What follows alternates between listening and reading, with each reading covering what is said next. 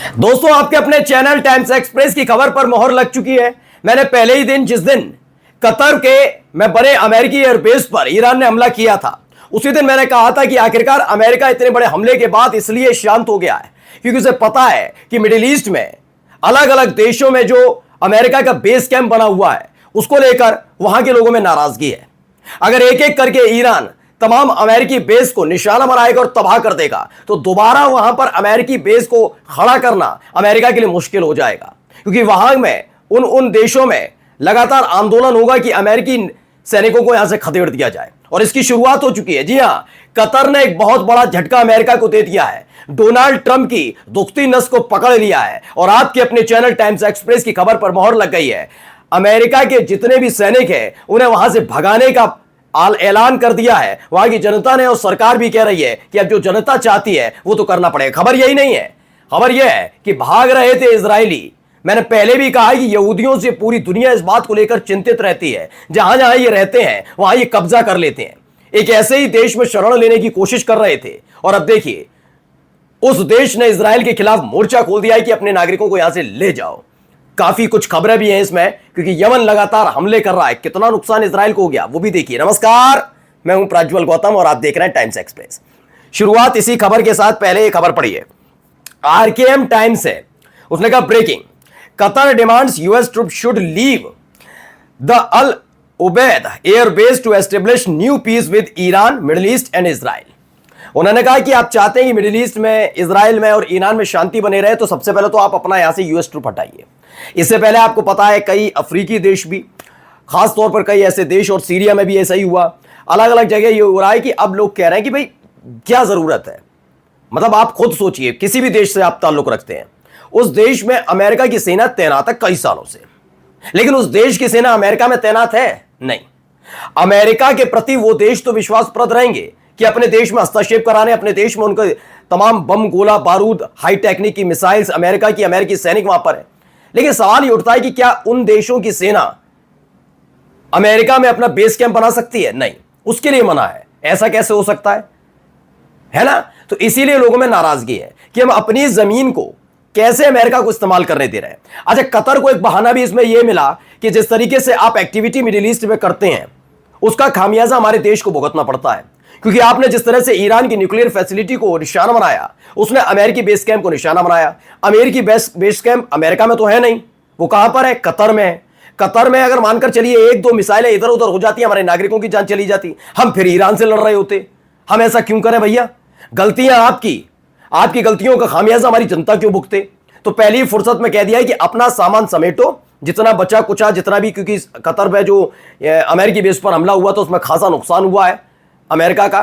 Donald Trump इसी को लेकर सकते में और इसीलिए झुके हुए हैं ईरान के सामने। उनको मालूम है कि दोबारा युद्ध छेड़ा जाएगा तो ईरान फिर से अटैक करेगा और कई देशों में बगावत हो जाएगी। कतर से शुरुआत हो गई है। देखिए, is Qatar moving for armed soldiers presence at Al Udeid, यह साफ कह दिया गया है कि भैया यहां से अपना सामान समेट लो सारा का सारा। अब ईरान के साथ अच्छे संबंध की वजह से कतर खुलकर अमेरिका के खिलाफ खड़ा हो गया कि आपसे हमारी दोस्ती बनी रहे, अच्छी बात है, लेकिन आप अपना सामान सट्टा हटाइए। यानी कतर से अमेरिकी बेस कैंप हटने जा रहा है, इस पर पूरी तरह से जोर दिया जा रहा है। आइए अगली खबर देखिए। आपको याद होगा जब ईरान इजराइल पर अटैक कर रहा था तो पहला काम जो किया इजराइल की सरकार ने, तानाशाही कहा जाएगा उसे, उन्होंने कहा कि डिप्लोमेट जाएंगे या फिर दूसरा जो है कि जहां टूरिस्ट रुके हुए हैं इजराइल में आए हुए हैं, वो यहां से देश छोड़कर जा सकते हैं। बल्कि बम, गोला बारूद, मिसाइल, रॉकेट, ड्रोन कुछ भी ईरान दागता है उसका सामना निहत्ते इजरायली करेंगे। हम तो बंकर में बैठेंगे, एसी वाले बंकर में लजीज भोजन खाएंगे और वो अपनी जान बचा बचा कर भागेंगे ईरान की मिसाइल से। यानी उनको देश छोड़ने पर पाबंदी किसी और ने नहीं, इजराइल की सरकार ने लगाई थी। याद है आपको? फिर छोटी छोटी शिप के जरिए, आपके अपने चैनल टाइम्स एक्सप्रेस ने दिखाया था कि छोटी छोटी शिप के जरिए इजराइल से कैसे भी करके साइप्रस भाग रहे थे इजरायली, छोड़ छोड़कर अपना देश भाग रहे थे। अपनी जान बचानी थी ना, अपना परिवार बचाना था। अब क्या है देखिए, खबर आई, इसमें साइलेंट सिर है, उसने कहा breaking, the Cyprus government is alarm by the surge in Israeli citizen buying property across the country. The Cypriot minister stated it feel like we are facing an occupation. देख लीजिए, यही तो हुआ था जब हिटलर ने खदेड़ा था इन यहूदियों को। मैं वो अभी भी कहता हूं पूरी जिम्मेदारी के साथ अपने चैनल पर, वो भी ठीक नहीं था, लेकिन जो उसने हिटलर ने किया इनके साथ वही इन्होंने फिलिस्तीनियों के साथ किया। जब इन्हें वहां से खदेड़ा गया तो इनको इससे अनुभव लेना चाहिए कितना बुरा लगता है। आपको अपने देश से खदेड़ दिया जाए, आपके घर मकान दुकान पर कब्जा कर लिया जाए, आपको लताड़ कर भगा दिया जाए, कुछ रह गए उनके साथ क्या सलूक किया है, तमाम चीजें देखी थी। यूएन के हस्तक्षेप पर फिलिस्तीन ने दिल खोलकर इनको जमीन दी। फिर उन्होंने क्या किया, फिलिस्तीनियों को खदेड़ना शुरू किया। एक फिलिस्तीन जो बड़ा हिस्सा हुआ करता था, देश हुआ करता था, उसे समेट के क्या कर दिया, एक तरफ गजा एक तरफ वेस्ट बैंक। और आज भी वेस्ट बैंक को गजा में इजराइल क्या कर रहा है सब देख रहे हैं। इजराइल था क्या किसी ने इजराइल के बारे में जानता है? इतिहास पढ़ लीजिए, सबको पता है। अब तो सोचिए इन्होंने वही किया। अब इसी बात को लेकर साइप्रस भी डर रहा। उन्होंने कहा ये खबर मिल रही है कि लगातार यहां प्रॉपर्टी खरीदी जा रही है। अच्छा, खरीद क्यों रहे? इन्हें अपनी सरकार पर भरोसा नहीं, इन्हें पूरा भरोसा है कि इजराइल ज्यादा दिन अब वजूद में नहीं रह पाएगा क्योंकि कमजोर हुआ। अब पूरे देश इसके खिलाफ खड़े हो रहे हैं, हालात ठीक नहीं है, इसलिए इजरायली छोड़कर अपना देश अब साइप्रस में और अलग अलग जगह घर ले रहे हैं। साइप्रस ने मुद्दा उठा दिया है कि ऐसा फील हो रहा है कि कब्जा किया जा रहा है, यहूदी हमारे देश पर कब्जा कर रहे हैं। यह अपने आप में एक चेतावनी दी है, बहुत गलत है। यानी मैंने आपसे कहा ना, वो कहते हैं घूमने आओ, मौज मस्ती करो, रहो, तमाम जगह देखो, लेकिन रुकना मत। यह हर एक देश चाहता है यहूदियों को लेकर। यहां रुकने की जगह नहीं है आप लोगों के लिए। इजरायलियों यहां से जाओ, क्योंकि इजराइल का इतिहास है। इजराइल जहां जहां जाते हैं इजरायली, उसके बाद ये कहा जाता है कि वहां पर वो कब्जा कर लेते हैं, पहले बसाते हैं एक छोटी सी कॉलोनी, उसके बाद देखते देखते पूरा शहर, फिर अपना देश बसाने में जुट जाते हैं। और जब जैसे हालात इजराइल के बने हुए, साइप्रस पर नजर गड़ी हुई है इनकी। अगली खबर देखिए, यमन से इजराइल की तरफ दागी गई मिसाइल। मीडिया रिपोर्ट्स के मुताबिक यमन की ओर से इजराइल की दिशा में मिसाइल लॉन्च की गई। अब तक किसी नुकसान या जवाबी कार्रवाई की पुष्टि नहीं हुई, लेकिन तनाव चरम पर है। पहले ईरान, अब यमन, लगातार किसी न किसी मोर्चे से इजराइल को झटका मिल रहा है। लगता है इस बार मोर्चा सिर्फ गजा तक सीमित तो नहीं रहने वाला, मध्य पूर्व का बारूद फिर सुलगने वाला है। एक दिन पहले ही मैंने खबर दिखाई थी, इन्होंने लेबनान पर हमला कर दिया। वो भी कब? जैसे ही ईरान से सीज फायर होता है उसके 48 घंटे में। यह इजराइल की पहचान है। आप माने न मत माने, कितने ही कट्टर भक्त हों, इजराइल एक ऐसा देश है जिसे छोटी सी जमीन नहीं, उसे और चाहिए और चाहिए और चाहिए। और यह बात इसके आसपास के देश भी जानते हैं, लेकिन चूंकि अमेरिका इसके साथ है, इसलिए अमेरिका के लिहाज करते हुए वो देश मोर्चा नहीं खोलते।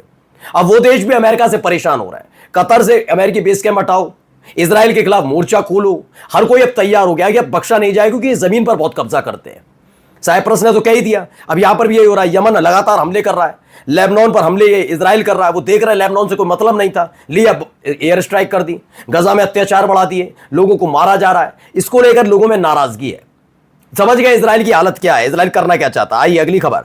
अब अमेरिका ने भी मान लिया। अमेरिका के एक बड़े अधिकारी हैं, यूएस जनरल 10, ये 2 तस्वीरें सामने आई। उन्होंने बताया कि अमेरिका ने जो हमला किया ईरान की न्यूक्लियर फैसिलिटी पर, उस पर जो दावा डोनाल्ड ट्रंप कर रहे हैं वो झूठा दावा है। पहले पढ़िए, ईरान की गहराई में स्थित ठिकाने हमारी पहुंच से बाहर है। यानी जो उन्होंने अंडरग्राउंड अपना पूरा यूरेनियम संभाल रखा है, जो न्यूक्लियर फैसिलिटी लगा रखी है, वहां तक कोई भी इतना बड़ा बम नहीं है इनके पास, परमाणु हथियार को छोड़ दिया जाए, कि वो वहां तक अटैक कर ईरान की न्यूक्लियर फैसिलिटी को नुकसान पहुंचा सके। क्या लिखा, यूएस जनरल डेनकेन ने सांसदों को बताया कि इस्फहान के बंकरों पर GBU-57 बंकर बस्टर का इस्तेमाल नहीं किया गया, क्योंकि वो हमारी पहुंच से बाहर है। उन्होंने कहा वो पहुंच से बाहर है, इतनी गहराई में बना दिया है कि हम कितनी ही कोशिश कर रहे हैं नहीं हो सकता। उल्टा क्या हुआ, अमेरिका का नुकसान हो गया।